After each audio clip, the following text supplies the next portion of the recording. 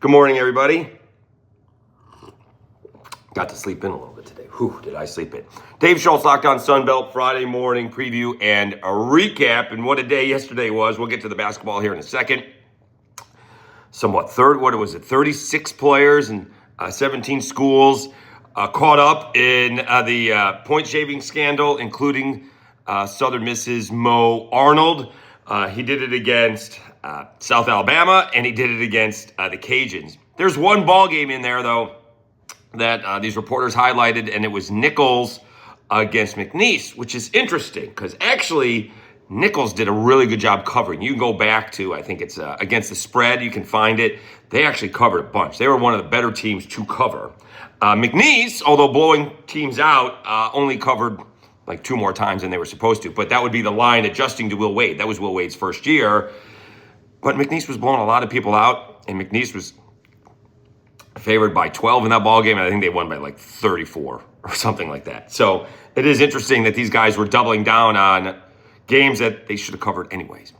Nonetheless, we'll see what the ramifications are. A bunch of schools were caught up in that. I'm not sure the NCAA is going to penalize the schools too badly, but we shall see. In terms of the basketball on the court, in games that we don't think were fixed, what a ball game last night between South Alabama and Arkansas State. Back and forth. Arkansas State led at half. South Alabama built two 9-point leads in the second half, only to fall down by 5 with less than a minute to go. Somehow managed not one but 2 3-pointers to tie it up. Randy Brady, who doesn't shoot, hits a 3-pointer, and Adam Olson ties it up. Arkansas State actually controlled overtime until the end, and South Alabama prevails 91-87. It was a great basketball game. The thing Arkansas State has that these other teams don't have, they have a bunch of depth. That's going to come in big during the Sun Belt Conference tournament. We do have a Georgia Southern win. ODU put on a clinic at the first half, 48 points, but that didn't last very long in the second half, although it did go back and forth. And actually, ODU had a lead late, only to see JMU hit a 3-pointer with 17 seconds left, and then ODU's last second shot fell short, and Georgia Southern hits a couple of free throws for the final, 87-84 ball game.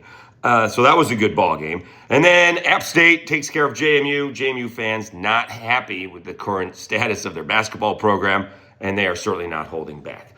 All right, we're going to have a nice day off. We're going to try and follow up with those baseball coaches to see if we can start recording them. Wanted to get practice underway and see if we can find out who the weekend rotations are. The later we hold off, the more we'll find out. Have a great day, everybody. Enjoy the weekend. Go Pats. All right, it's a big weekend, and enjoy the Sun Belt basketball as well.